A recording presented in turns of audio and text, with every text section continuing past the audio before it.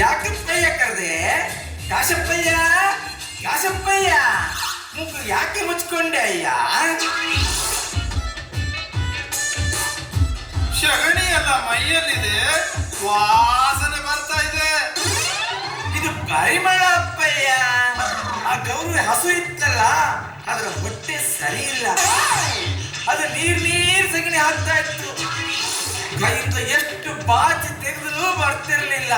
ಅದಕ್ಕೊಂದು ಉಪಾಯ ಮಾಡಿದ್ರಪ್ಪಯ್ಯ. ನೀವು ರಾತ್ರಿ ಮಲಗು ಕಂಬಳಿ ಇತ್ತಲ್ಲ, ಅದನ್ನು ಹಿಡ್ಕೊಂಡು ಬಂದು ಬಾಚಿ ತೆಗೆದಪ್ಪಯ್ಯ. ನಿನ್ನ ಬುದ್ಧಿಗೊಂದಿಷ್ಟು ಬೆಂಕಿ ಹಾಕ. ಈ ಊರಲ್ಲಿ ನಿನ್ನಷ್ಟು ಕಲಿತಿರೋದು ಯಾರೂ ಇಲ್ಲ.